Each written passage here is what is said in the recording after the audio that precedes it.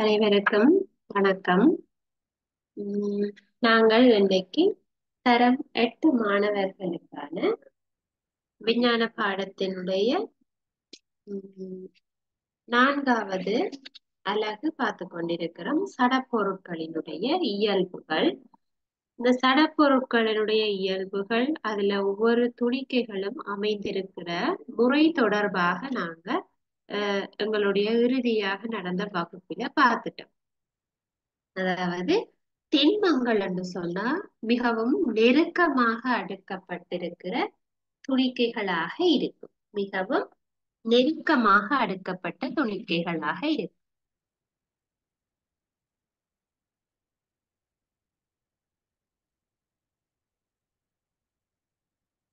திண்மங்களை நாங்க வரையும் பொழுது ஒரு ஒழுங்கான ஓடராகவும் நெருக்கமாக வரைஞ்சிடும். இவை திண்மங்கள்ல இருக்கிற துணிக்கை இவ்வாறு நெருக்கமாக இருந்தது.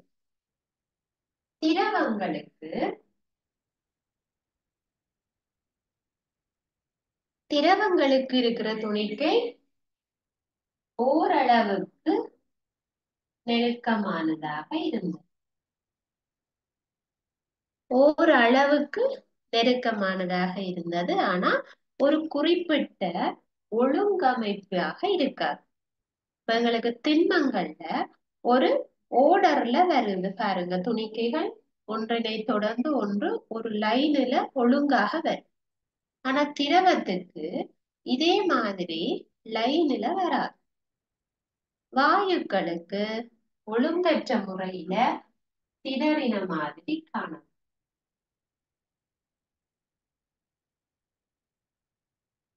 வாயுக்கள் பாத்தீங்கன்னா திண்மங்களுக்கு நெருக்கமாகவும்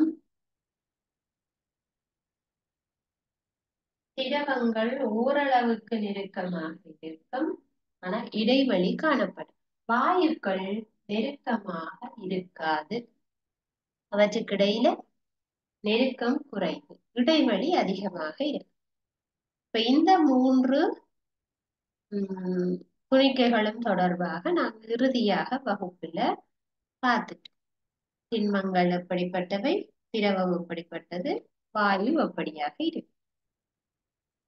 சரியா? அவற்றுக்கு வடிவம் இருக்கிறதா, கனவளவு இருக்கிறதா, நெருக்கத்தகவு இருக்கிறதா, அடர்த்தி இருக்கிறதா என்பது தொடர்பான அட்டவணையும் நாங்கள் பார்த்துட்டோம்.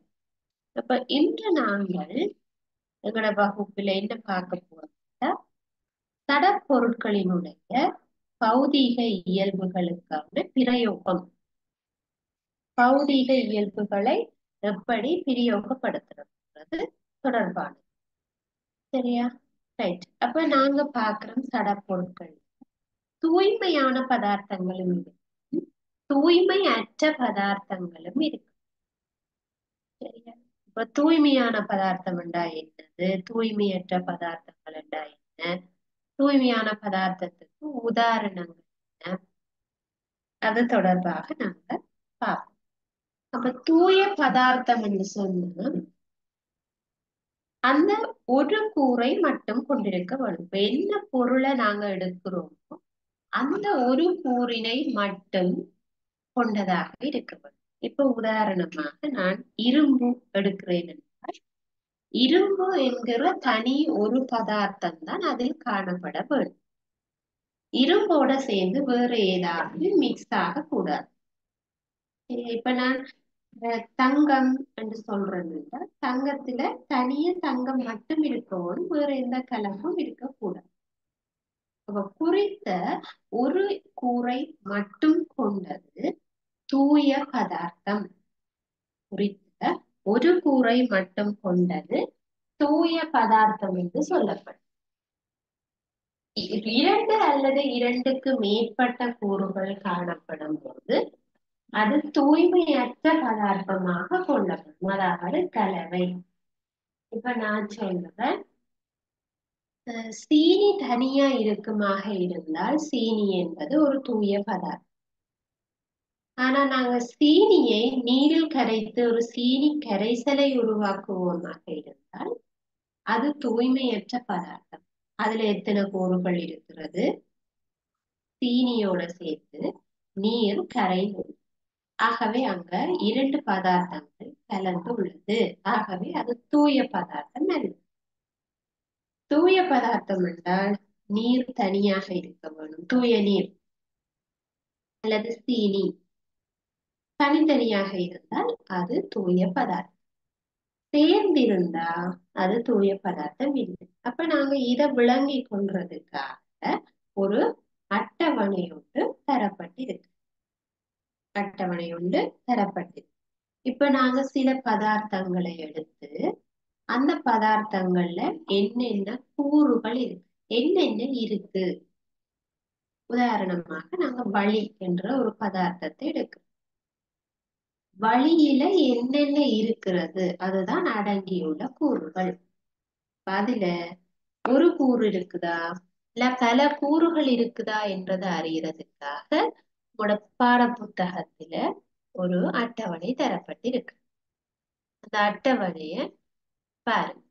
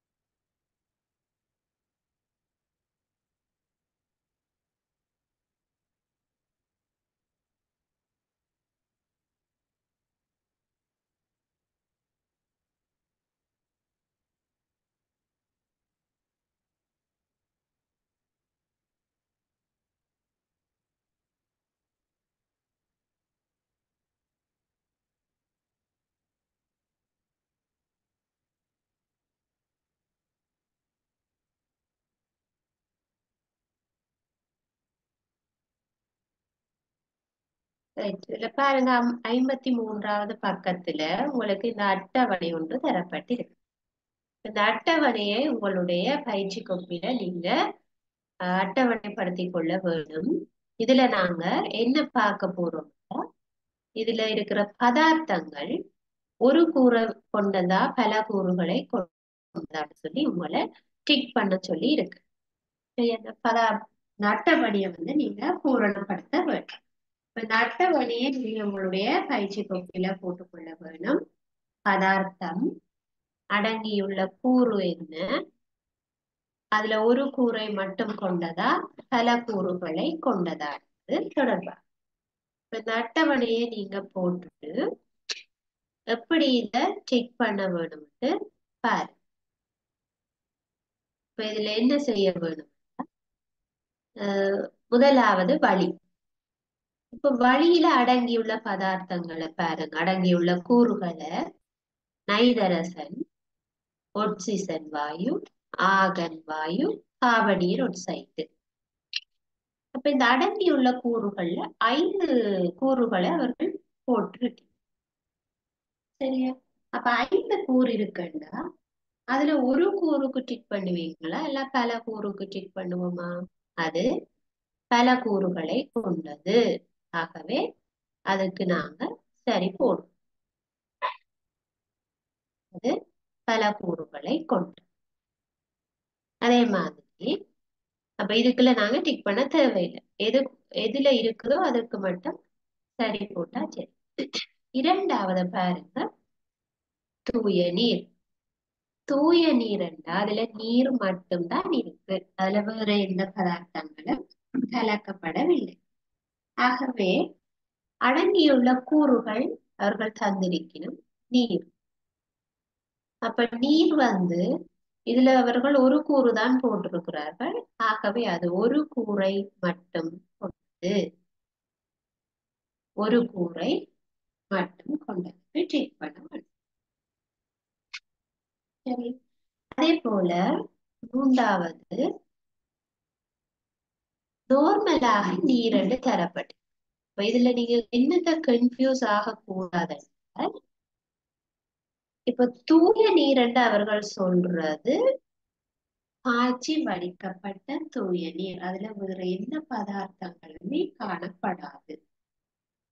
சாதாரணமாக அவர்கள் நீர் என்று தந்திருக்கிறது, மூன்றாவதாக தரப்பட்டிருக்கிற நீர் என்பது கிணற்றில இருக்கிற நீர்மாய். அப்ப கிணற்றில இருக்கிற நீர்ல நிறைய உப்புக்கள் வாயுக்கள் எல்லாம் கரைந்து காணும். இப்ப நீங்க யோசிச்சு பாருங்க, கிணத்துல தண்ணி அள்ளி பானையில வச்சு கொதிக்க வச்சா பானைக்கு அடியில கால்சியம் படிஞ்சிடும். இப்ப நிறைய நாள் தொடர்ந்து ஒரே பானையில தண்ணியை கொதிக்க வச்சு பாருங்க, அதுக்கு அடியில கால்சியம் படிஞ்சு காணும். அப்ப அது எங்க இருந்து படிஞ்சிருக்குது? கிணற்றினுடைய நீர்ல இருந்து.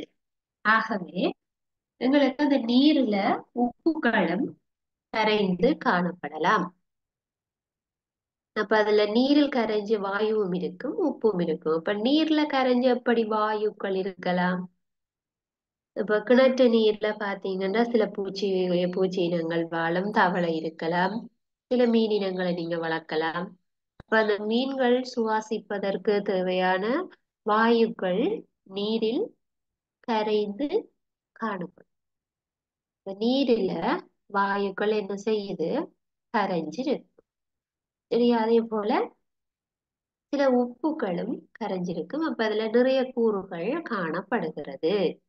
எனவே அது ஒரு கூறை மாத்திரம் கொண்டது அல்ல. சரியா? அப்ப அது பல கூறுகளுக்கு நீங்க டிக் பண்ண வரும். அட்டவணை போட்டிருந்தா இதுல எங்க நாங்க டிக் பண்ணுவோம்? இந்த பல கூறுகள் கொண்டதுக்கு போட வரும். சரியா? அதே மாதிரி நான்காவது பாருங்க, சீனி. இப்ப சீனியில அடங்கியுள்ள கூறு சீனி மட்டும்தான், அதுல வேற எந்த பதார்த்தமும் இல்லை என்று சொன்னால் அது என்னது? ஒரு கூரை மட்டும் கொண்டுள்ளது, ஒரு கூரை மட்டும் கொண்டுள்ளது. சரியா? எழுதிக் கொள்ளும். அடுத்தது பாருங்க, உப்பு கரைசல். உப்பு கரைசல்ல நாங்க உப்பை நீரில விட்டுத்தான் கரைச்சிடும். அவர்கள் தந்தது உப்பு கரைசல், உப்பு கரைசல். அப்ப உப்பு நீர்ல இட்டு கரைச்சபடினால இதுல என்னென்ன கூறுகள் இருக்கும்? உப்பும் இருக்கும், அதே நேரம் நீரும் காணும். ஆகவே இதுல எத்தனை கூறுகள் இருக்குது? 2 கூறுகள் காணப்படுகிறது, உப்பும் நீரும். எனவே அது ஒரு கூரை கொண்டதா? இல்லை, பல கூரை கொண்டதென்று வரவும். இப்ப நீங்க 2வது லைன்ல இதுல நீங்க சரி போட்டுக்கொள்.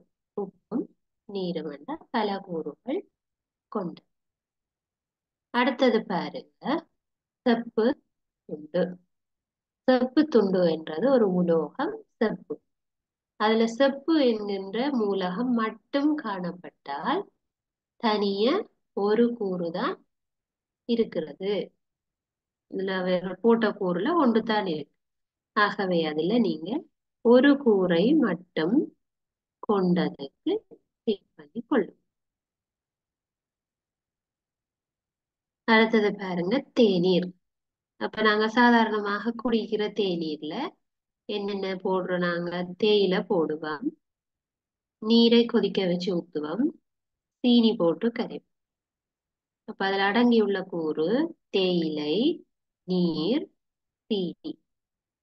3 கூறுகள் இருப்பதனால் அது பல கூறுகள் கொண்டது. ஆகவே இதை நீங்க பல கூறுகள் கொண்டதுக்கு செக் பண்ணி கொள்ளலாம். அடுத்தது பாருங்க, நாகம். நாகம் என்பது ஒரு மூலகம், செப்பு போல, செப்பு துண்டு போல இது நாகமும் துண்டாக இருக்கும். தகடு மாதிரி ஒரு துண்டு, நாக துண்டு அல்லது நாகத்தகடு என்று தருவார். பாருங்க, அதில் அடங்கியுள்ள கூறு நாகம். ஒரு கூறு மட்டும்தான் தரப்பட்டிருக்கு. ஆகவே இதுல ஒரு கூறை மட்டும் கொண்டது. பாருங்க, பதார்த்தம் பித்தளை. பித்தளை என்பது செம்பும் நாகமும் சேர்ந்த ஒரு கலப்புலோகம். அப்ப அது பித்தளை என்பது ஒரு கலப்புலோகம். அப்ப அதுல என்னென்ன உலோகங்கள் சேர்க்கப்பட்டிருக்கு? செம்பு, நாகம். அப்ப 2 கூறுகள் சேர்க்கப்பட்டிருக்கிறதுனால அது பல கூறை கொண்டது.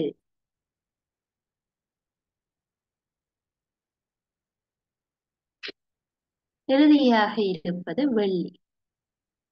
வெள்ளி என்பது ஒரு மூலகம். அதுல என்னென்ன இருக்குமெண்டா வெள்ளி மட்டும்தான் இருக்கும். இப்ப உதாரணமாக செப்பு துண்டு போல அல்லது நாகத்தை போல வெள்ளியும் ஒரு மூலகம். அப்ப அதுல அடங்கியுள்ள கூறு என்னன்னு கேட்டா இதே மாதிரி வெள்ளி என்று இங்கால எழுதணும். வெள்ளி மட்டும்தான் இருக்கு. வெள்ளி மட்டும் அடங்கியுள்ள கூறு. ஆகவே ஒரே ஒரு கூறு தான் இருக்கு. வெள்ளி என்றால் வெள்ளி மட்டும் இருக்கு. ஒரு கூரை மட்டும் உள்ளது. சரியா? அப்ப இந்த அட்டவணைய நீங்க போட்டுக்கொள்ள வேண்டும்.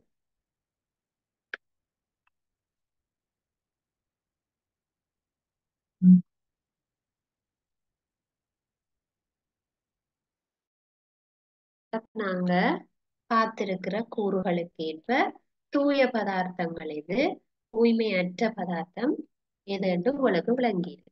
அப்ப தூய பதார்த்தம் என்பது ஒரு கூறை மாத்திரம் கொண்டவை. அப்ப இந்த அட்டவணையில் இருக்கிற தூய பதார்த்தங்கள் என்ன? பாருங்க, ஒரு கூறை மாத்திரம் கொண்டிருக்கிற எல்லாமே தூய பதார்த்தங்கள். அப்ப தூய நீர்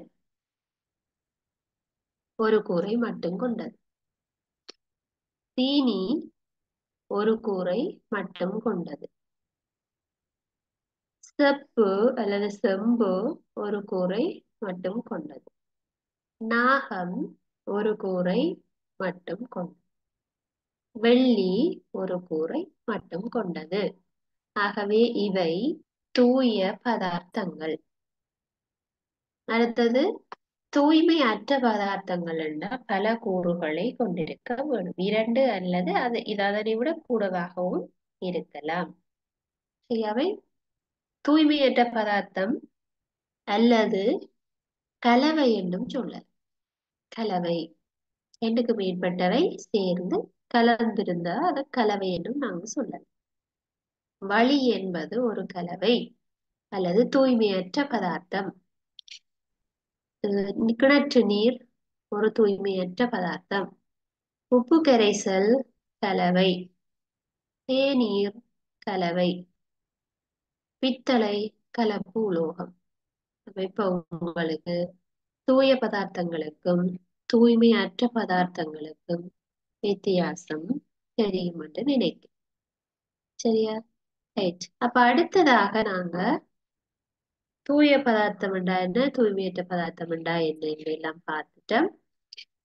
இதனுடைய தொடர்ச்சியை நாங்க பார்ப்போம். அட்டவணையை நீங்க ஃபில் பண்ணக்கூடிய மாதிரி இருக்கும் என்று நினைக்கிறேன்.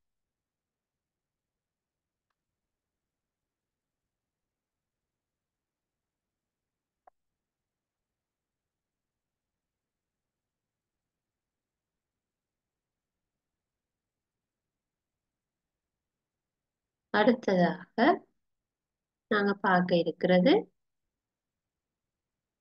தூய்மையான பதார்த்தங்களும் தூய்மையற்ற பதார்த்தங்களுக்குமான உதாரணம். பாருங்க, தூய்மையான பதார்த்தம் என்பது குறித்த இயல்பை இயல்பை கொண்ட கூறொன்றை மாத்திரம் கொண்டுள்ளது. அதாவது மாறாத கூறொன்றை கொண்ட பதார்த்தம் தூய பதார்த்தம் எனப்படும். இதற்கேற்ப அட்டவணையில சீனி, செம்பு, தூய நீர், நாகம், வெள்ளி, இரும்பு ஆகியன தூய பதார்த்தம். தூய பதார்த்தங்களினுடைய பண்பினை அடிப்படையாக கொண்டு அவற்றை மூலகங்கள், சேர்வைகள் என இரண்டு வகைப்படுத்த முடியும். இப்ப நாங்க பார்த்ததுல தூய பதார்த்தங்கள் என்று சொல்லி கொண்ட பார்க்கிறோம். அதுல இருக்கக்கூடிய தூய பதார்த்தங்களை ஒன்று மூலகங்கள் என்று சொல்லலாம், அல்லது அவற்றை சேர்வைகள் என்று பிரிக்கப்படலாம். மூலகங்கள் அல்லது சேர்வை. சரியா? ரைட். இப்ப நாங்க மூலகம் என்றா என்ன, சேர்வைகள் என்றா என்னன்னு பார்ப்போம். மூலகங்கள் என்றால் தூய பதார்த்தங்களாக நாங்க சொன்னோம் தானே, செப்பு, வெள்ளி, இரும்பு, அதெல்லாம் தூய பதார்த்தம் என்று சொல்றோம். அதாவது அதை மேலும் நாங்க பிரிக்க இயலாது. இப்ப இரும்பு என்பது ஒரு மூலகம். இரும்ப இன்னும் பிரிக்க வலிக்கிட்டா என்னன்னு பிரிக்கிறது? இரும்புன்றதே ஒரு மிகவும் எளிய பதார்த்தம் தான். அதை திரும்பவும் நாங்க வேறொரு கூறாக உடைக்க இயலாது. அப்படி இருக்கிறத நாங்க மூலகம் என்று சொல்லுவோம். சரியா? அப்ப பௌதீக அல்லது இரசாயன முறை மூலம் மேலும் வேறு இயல்பை கொண்ட பதார்த்தமாக அதை நாங்க பிரிச்சு கொள்ள இயலாது. இரும்புன்னா இரும்புதான் கடைசி. இரும்பு வேற வேற பதார்த்தங்களாக மாற முடியும். உதாரணமாக இரும்பு வேற மூலகத்தோட சேர்ந்து சேர்வைகளை உருவாக்க கூடும். அல்லது கந்தகம், கந்தகம் என்பது ஒரு அல்லுலோகம், அது வேறு உலோகங்களோடையோ வேறு மூலகத்தோடையோ சேர்ந்து வேற வேற சேர்வைகளை உருவாக்க கூடும். ஆனால் இந்த மூலகம் இதை பிரிச்சு இன்னொன்று மூலகமாக நாங்க மாற்றிக்கொள்ள இயலாது. இதுதான் கடைசியாக இருக்கிற எளிய பதார்த்தம். இது மேலும் மூலகங்களோட சேரலாமே தவிர இந்த மூலகத்தை திரும்ப பிரிக்க இயலாது. இப்ப கந்தகமும் இரும்பும் சேரும் போது ஒரு சேர்வை உருவாக்கப்படும். அப்ப அந்த சேர்வையை நாங்க பிரிச்சோம்னா பிரிக்க முடியும். பிரிச்சா தனித்தனியாக கந்தகத்தையும் இரும்பையும் எடுத்துக்கொள்ளலாம். சரி, ஆனால் இரும்பை தனியே பிரிக்க இயலாது. ஏன்? இரும்பு என்பது ஒரு மூலகம். அத பௌதீக ரீதியாகவோ அல்லது கெமிக்கல்ஸை வச்சோ நாங்க அதை திரும்ப உடைச்சு கொள்ள இயலாது. அவை மூலகங்கள். அப்ப இந்த மூலகங்கள் எத்தனை இருக்குன்னா ஏறத்தாழ 120 மூலகங்கள் இருக்கு. 120 விட இப்போ அதிகமாக இருக்குது. சரியா? மூலகங்கள் 120 விட அதிகமாக கண்டுபிடிக்கப்பட்டாச்சு. உங்களுக்கு இப்ப பாட புத்தகத்துல 120 இருக்கிறபடினால நீங்க அத ஞாபகத்துல வச்சுக்கொள்ளுங்க. 120 மூலகங்கள். அப்ப இதுல முக்கியமான புள்ளிகள் வரைக்கும் அதை நீங்க நோட் பண்ணி கொண்டு போகணும். அதாவது புத்தகத்துல நீங்க ஹைலைட் பண்ணி படிக்கலாம், அல்லது நீங்க ஒரு பென்சிலால கோடு போட்டு வச்சு படிச்சு கொள்ள. அதே போல இந்த மூலகங்களுக்கான உதாரணங்கள். அப்ப இதெல்லாம் ஆய்வு கூடத்துல இருக்கக்கூடிய மூலகங்கள். சில பேர் ஆய்வு கூடத்துல பார்த்திருப்பீங்க, சில பேருக்கு தெரியாது. அப்ப உங்களோட புத்தகத்துல இந்த மூலகங்களுக்குரிய படங்கள் தரப்பட்டிருக்கு. பாருங்க, உங்களுடைய புத்தகத்துல 54வது பக்கத்துல உதாரணங்களோட படமும் இருக்கு. மூலகங்களுக்கான உதாரணங்கள். சரியா? கந்தகம் தரப்பட்டிருக்கிறது. ஒரு ஜெலோ கலராக இருக்கு, மஞ்சள் நிறமாக இருக்கக்கூடிய ஒரு திண்மம். எப்படி இருக்கும்னா உன்னுடைய சோப் கட்டி, சன்லைட் என்ற சோப் கட்டியை வெட்டி வச்ச மாதிரி ஒரு பதார்த்தம் திண்மமாக இருக்கும் ஜெலோ கலர் கந்தகம். சரியா? இரண்டாவதாக போத்தல்ல நிரப்பப்பட்டிருக்கிறது புளோரின். புளோரின் ஒரு வாயு. குளோரின் என்பது ஒரு வாயு. அது ஆய்வுக்கூடங்கள்ல இருக்கக்கூடிய ஒரு மூலகம். அதுவும் ஒரு மூலகம். குளோரின் வாயு என்பதற்காக வித்தியாசமா யோசிக்கக்கூடாது. குளோரின் என்பது ஒரு மூலகம். அடுத்ததாக தரப்பட்டிருக்கிறது இரும்பு. இரும்பு என்பதும் ஒரு மூலகம். சரி, இரும்பு என்பது ஒரு மூலகம். அதே மாதிரி செம்பு என்பது செப்பு. அப்ப செப்பு கம்பி அதுகளை உங்களுக்கு தெரிஞ்சிருக்கும். செப்பு கம்பி என்ற இந்த கம்பிகள் வயர்களுக்குள்ள எல்லாம் இருக்கிறது செப்பு கம்பி. அது ஒரு மூலகம். அதே மாதிரி காபன். காபன் என்று சொல்லப்படுவது எரிஞ்சு போடும் மிச்சமா வர கரி போல இருக்கிற பதார்த்தம். அதுதான் காபன். இப்ப நாங்க விறகு எரிச்சோம்னா எரிச்சு முடிய கரிக்கட்டை ஒன்று வரும். அந்த கரி காபன். அல்லது உங்களோட பென்சில், இந்த பென்சிலுக்கு முன்னுக்கு இருக்கிற அந்த பூ, அதெல்லாம் காபன். சரி, அதே மாதிரி காபன் என்பது ஒரு மூலகம். அடுத்தது இரசம். இரசத்தை பாத்தீங்கன்னா அது ஒரு தண்ணி ட்ரொப் விட்ட மாதிரி இருக்கு. அது ஒரு உலோகம். இரசம் என்பது ஒரு உலோகம். அது என்ன பௌதீக நிலைமையில இருக்குன்னா திரவம், லிக்விடாக இருக்கு. திரவ நிலையில இருக்கிற ஒரு உலோகம் என்னன்னு உங்கள்கிட்ட கேட்க முடியும். திரவமாக இருக்கிற உலோகமுடைய பெயர் இருந்தா இரசம். திரவ நிலையில இருக்கிற ஒரு உலோகம். சரி, அதே மாதிரி வாயுவாக இருக்கிறது இதுல குளோரின், திரவமாக இருக்கிறது இரசம். மிச்சமெல்லாம் திண்ம பதார்த்தங்களாக இருக்கு. இரும்பு, செம்பு, காபன், கந்தகம் இதெல்லாம் திண்மமாக இருக்கு. அடுத்தது பாருங்க அலுமினியம்.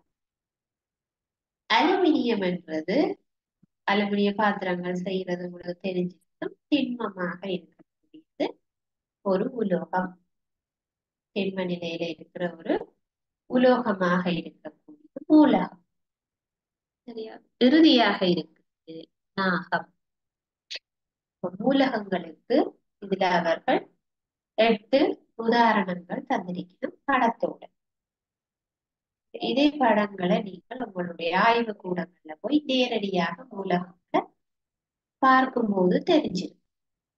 கந்தகம், குளோரின் வாயு, இரும்பு, செம்பு, காபன், இரசம், அலுமினியம், நாகம். சரியா? கந்தகம், குளோரின், இரும்பு, செம்பு, நாகம், அலுமினியம், இரசம், காபன். சரியா? அப்ப இது இவ்வளவு என்னது மூலகத்துக்கு உதாரணங்கள். சரியா? அப்ப உங்களுக்கு கேள்வி வரைக்கும் மூலகங்களுக்கு உதாரணங்கள் தருக கேட்க, மூலகங்களுக்கு சில உதாரணங்கள் தருக கேட்க முடியும். சரி, அடுத்ததாக நாங்க பார்ப்போம் சேர்வைகள் என்றா என்ன. நாங்க பார்த்தது மூலகம். அதுல உங்களுக்கு கேள்வி வர்றதுன்னா மூலகங்களுக்கு உதாரணம் தருகன்னு தான் கேட்பேன். அடுத்தது திரவ நிலையில இருக்கக்கூடிய ஒரு மூலகம் இது, வாயுவாக இருக்கக்கூடிய ஒரு மூலகம் இது என்று உங்களை கேட்க. இப்ப திரவ நிலையில இருக்கக்கூடிய மூலகம் தான் நீங்க கொடுக்கலாம் இரசம். வாயு நிலையில இருக்கிற ஒரு மூலகம் எழுதுங்கன்னு கேட்டா நீங்க என்ன கொடுக்கலாம்? குளோரின் வாயுவை கொடுக்கலாம். இப்ப அடுத்ததா பாருங்க சேர்வை. இப்ப நாங்க மேல பார்த்தது நூலகம், அதாவது தனித்தனியே ஒவ்வொரு நூலகம் இருக்கு. அப்ப சேர்வைகள் என்று சொன்னா இந்த மூலகங்கள் ஒரு குறிப்பிட்ட அளவில சேர்ந்து சேர்வைகளை உருவாக்கும். குறிப்பிட்ட அளவில இரசாயன முறையில சேர்ந்துதான் இந்த சேர்வை உருவாகுது. ஆனா இந்த சேர்வையை உருவாக்கும் போது சேர்வையின் இயல்பானது அந்த மூலகம் தனியாக இருக்க அந்த மூலகத்தின் இயல்பை விட வித்தியாசமானதாக இருக்கு. இப்ப உதாரணத்துக்கு பார்ப்போம். அங்கே நாங்க சேர்வைகளுக்கு உதாரணம் பார்க்க போறோம். அந்த சேர்வையின் இயல்பு அது மூலகத்தின் இயல்பு வேற வேறையாக இருக்குன்றத நாங்க பார்க்கக்கூடிய மாதிரி இருக்கு. சரியா? பாருங்க, சேர்வை என்பது இரண்டு அல்லது பல மூலகங்கள் குறித்த விகிதத்தில் இரசாயன முறையில் சேர்ந்துள்ள தேகவின தூய பதார்த்தம் தான் சேர்வை. இரண்டு அல்லது பல மூலகங்கள், ஆக குறைஞ்சது இரண்டு மூலகமாவது சேர வேண்டும் சேர்வை. தனியே இருந்தா மூலகம் என்னது? அது தனியான மூலகம். குளோரின் தனியே இருந்தா அது ஒரு மூலகம். கந்தகம் தனியே இருந்தா அது தனியே ஒரு மூலகம். நாகம் தனியே இருக்கும் போது அது தனியே இருக்கிற மூலகம். நாகமும் குளோரினும் சேர்ந்து நாக குளோரைட்டை உருவாக்கும் அது சேர்வையாக வரும். இரண்டு மூலகம் ஒரு குறிப்பிட்ட அளவுல சேர்ந்து இரசாயன ரீதியாக ஒரு தூய பதார்த்தத்தை உருவாக்கும். அதுதான் சேர்வை என்று சொல்லும். சரியா? அடுத்தது பாப்பம். மூலகங்கள் 120 இருக்குன்னு சொன்னாங்க. அப்ப சேர்வைகள் எத்தனை இருக்கிறது? மூலகம் 120 இருந்தாலும் ஒரு மூலகம் மீதி இருக்கிற எல்லா மூலகத்தோடையும் சேரலாம் என்றால் எத்தனை சேர்வைகள் உருவாகும்? பல மில்லியன் சேர்வைகள் உருவாக்கக்கூடும். சரியா? இப்ப உதாரணமாக பாருங்க, குளோரின் என்கின்ற ஒரு மூலகமானது நிறைய மூலகத்தோட தாக்கப்படும். இப்ப ஐதரசனோட சேர்ந்த ஹைட்ரோகுளோரிக் அமிலம், சோடியத்தோட சேரும் போது சோடியம் குளோரைட்டு, மெக்னீசியத்தோட சேர்ந்தா மெக்னீசியம் குளோரைட்டு, பொட்டாசியம் மூலகத்தோட சேர்ந்து பொட்டாசியம் குளோரைட்டு, செப்போட சேர்ந்தா செப்பு குளோரைட்டு, நாகத்தோட சேர்ந்தா நாகத்துல குளோரைட்டு. அப்போ ஒரு குளோரின் என்ற மூலகம் பல மூலகங்களோடு சேரும் போது வித்தியாசமான பல்வேறு சேர்வைகளை உருவாக்கக்கூடும். ஒரு மூலகமே நான் இப்ப 5-6 சேர்வை சொல்லி, அப்ப 120 மூலகம் இருந்தால் எத்தனை சேர்வைகளை உருவாக்க முடியும் யோசிச்சு பாருங்க. அப்ப ஒன்றோட ஒன்று மாறி மாறி சேர்ந்து பல்வேறு சேர்வைகளை உருவாக்கக்கூடிய மாதிரி இருக்கு. அதுதான் சேர்வை. இப்ப மூலகங்கள் இரசாயன முறையில எப்படி சேருது என்றதுக்கான ஒரு உதாரணம் தான் உங்களுக்கு தரப்பட்டிருக்கு. பாருங்க, அதுல இரும்பு ஆனது எடுக்கப்பட்டிருக்கு. இரும்பு தூளாக எடுக்கப்பட்டிருக்கு. ஆய்வுக்கூடத்துல இருக்குது, நீங்க பார்க்கலாம். ஒரு சாம்பல் நிறமாக இருக்கும் தூளாக இருக்கக்கூடிய இரும்பு டஸ்ட், அயன் டஸ்ட் என்று எழுதப்பட்டிருக்கும். உங்களுக்கு டீச்சர்ஸ் காட்டி இருந்தா பார்த்திருப்பீங்க, ஆய்வுக்கூடத்துல இருக்கு. அந்த இரும்பானது கந்தகம் ஜெலோ கலர்ல திண்ம நிலையில இருக்கக்கூடிய ஒரு பதார்த்தம். சொன்னா சோப் சோப் மாதிரி இருக்கு. அதோட தூளோட நாங்க மிக்ஸ் பண்ணி இரும்பு சல்பேட் உருவாக்கும்.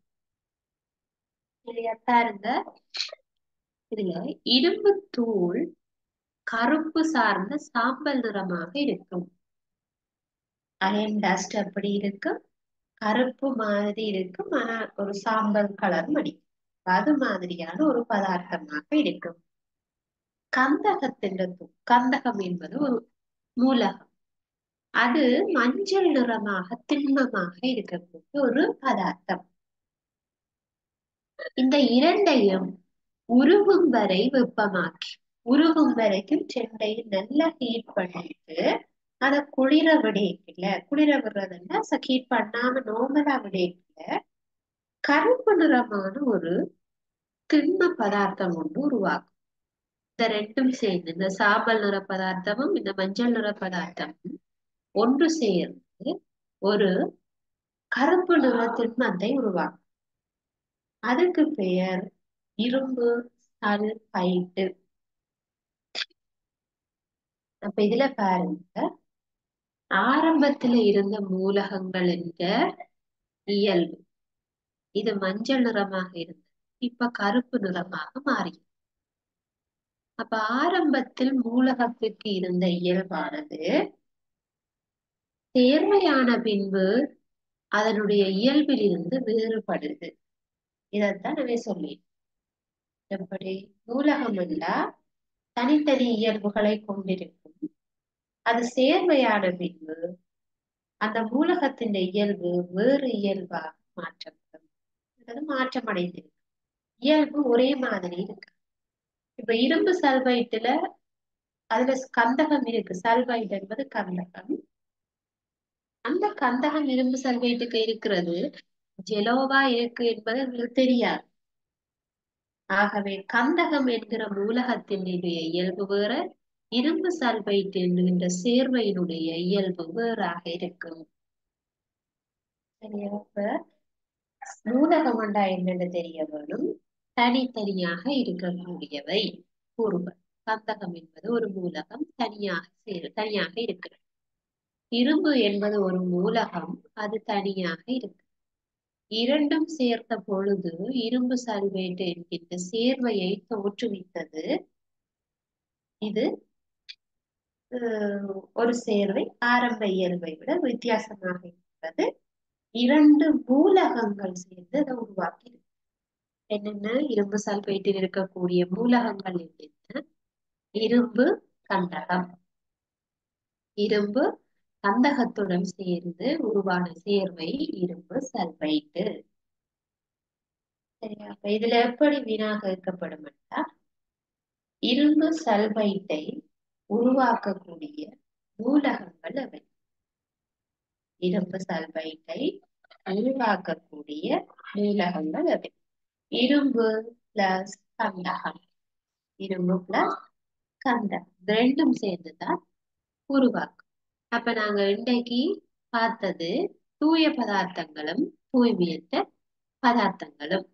நம்ம இறுதியாக கிடைக்கிற விளைபொருள் என்பது ஆரம்பத்துல பயன்படுத்தின பதார்த்தத்தின் இயல்பை விட வேறுபட்டு இருக்கு. ஜெரோவாக இருந்தது இப்ப கருப்பாக இருக்கு. ஆரம்பத்துல இருந்த இயல்பு இங்க இருக்காது. இரும்பு மூலகம் கந்தக மூலகத்துடன் இரசாயன முறையில் சேர்ந்து கருப்பு நிறமான இரும்பு சல்பைட்டு தோன்றுவதே இதற்கு காரணம். அப்ப இதுல இரும்பு சல்பைட் என்கின்ற சேர்வை உருவாக்கப்பட்டதுதான் காரணம். அன்றாட வாழ்வில் நாம் பயன்படுத்தக்கூடிய சில சேர்வைகள் பாருங்க. நாங்க அன்றாட வாழ்க்கையில சேர்வைகளை பயன்படுத்துறோம். மூலகத்தையும் பயன்படுத்துறோம். இப்ப செப்பு கம்பியை பயன்படுத்துறோம், இரும்பு பயன்படுத்துறோம். அது அன்றாட வாழ்வில பயன்படுத்தக்கூடிய மூலகம். இதுவே சேர்வையாக நாங்க இதை பயன்படுத்துறோம்னா பாருங்க, செப்பு sulphate, sodium chloride. Sodium chloride உங்களுக்கு தெரிஞ்சிருக்கும், கரியும். இப்ப நாங்க பயன்படுத்துவோம் கட்டாயம். ஆகவே அது ஒரு சேர்வை. Calcium carbonate, sodium hydroxide, glucose என்பது கூட ஒரு சேர்வை. கார்பனீரோக்சைடு நிரப்பப்பட்ட தீயணை கருவி. இப்ப இந்த தீயணை கருவியை நீங்க போற இடங்கள்ல பார்த்திருப்பீங்க, பெட்ரோல் செட் வழிய பார்த்திருப்பீங்க. இதுல இது ஒரு சேர்வையான்னு கேட்டா இது வாயு தானே, இது ஒரு சேர்வையான்னு கேட்டா இது சேர்வை, வாயுவாக இருக்கிற ஒரு சேர்வை. பாருங்க, இதுல சியும் ஓவும் டூன்னு போட்டுக்கணும். CO2. கார்பன் என்கிற மூலகம் ஒட்சிசன் என்கிற மூலகத்துடன் சேர்ந்துதான் கார்பனீரோக்சைடு உருவாகி உள்ளது. ஆகவே கார்பனீரோக்சைடு என்பது வாயு மாத்திரமல்ல, அது ஒரு சேர்வை. அப்ப இதுல நீங்க பாக்குறது எல்லாமே சேர்வைகளுக்கு உதாரணம். நீல நிறமாக இருக்கக்கூடியது செப்பு சல்பேட். வெள்ளையாக இருக்கிறது sodium chloride, sodium hydroxide, calcium carbonate, glucose. இப்ப இதுல சேர்வைகள்ல உங்களுக்கு வரக்கூடியது ஆய்வு கூடங்களில் நீல நிறமானதாக காணப்படுகின்ற ஒரு சேர்வையை பெயரிடுக. நீல நிறமானதாக இருக்கிற சேர்வை எது? செப்பு சல்பேட். அதே போல மஞ்சள் நிறமானதாக காணப்படக்கூடிய ஒரு மூலகம் எது? கந்தகம். மேல பார்த்து. அப்ப இன்றைக்கு நாங்க மூலகங்கள் மற்றும் சேர்வைகள் தொடர்பாக பார்த்திருக்கிறோம். இதுல நாங்க அஹ், இத பார்ப்போம். என்னது வினாக்கள் எப்படி வரும்னு பார்ப்போம்.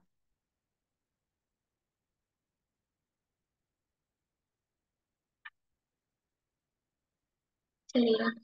ரைட். பாருங்க. முதலாவது வினா. முதலாவது வினா நூலகங்களுக்கு உதாரணம் தரும். வினா எழுதிக் கொள்ளுங்க.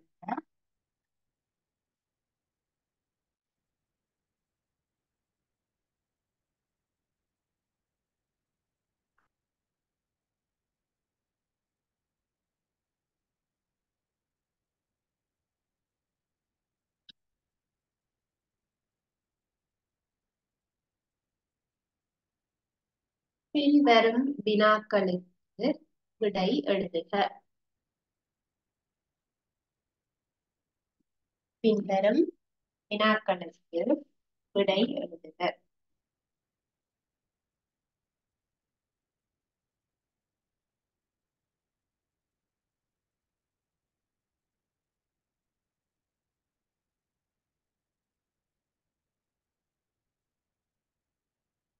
ஒன்று, நூலகங்களுக்கு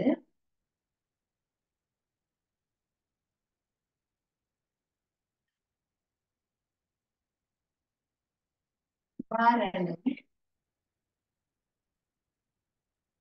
தருக. நூலகங்களுக்கு உதாரணம் தருக. நூலகம் என்றா கந்தகம், இரும்பு, செப்பு, குளோரின், இரசம், அலுமினியம், நாகம். சரியா? காவல்லாம் வரும்.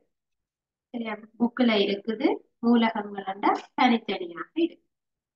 இரண்டாவது, சேர்வைகளுக்கு உதாரணம் தருக.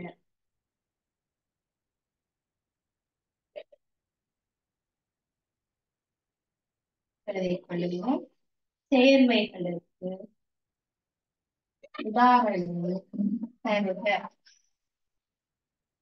சேர்வைகள் என்றா நூலகங்கள் இரண்டு அல்லது இரண்டை விட கூடினது சேர்ந்து உருவாக வரும். அப்ப அவற்றுக்கு உதாரணம் செப்பு சல்பேட்டு, சோடியம் குளோரைடு, இரும்பு சல்பேட்டு, சோடியம் ஐதரோட்சைட்டு, காபனீரொட்சைட்டு, கல்சியம் கார்பனேட்டு, குளுக்கோஸ், இந்த மாதிரி உங்களுக்கு தெரிந்த சேர்வைகளை நீங்க நோட் பண்ணிக்கொள்ளுங்க. சரியா? அப்ப இந்த ரெண்டு விஷயமும் தான் இன்னைக்கு நாங்க பார்த்தோம். மூலகங்கள், சேர்வை, ரெண்டுக்கும் உதாரணமும் பார்த்தோம். சரியா? அப்ப இதுக்கு இந்த வகுப்புல உங்களுக்கு ஏதாவது டவுட் இருந்தா நீங்க கேட்கலாம்.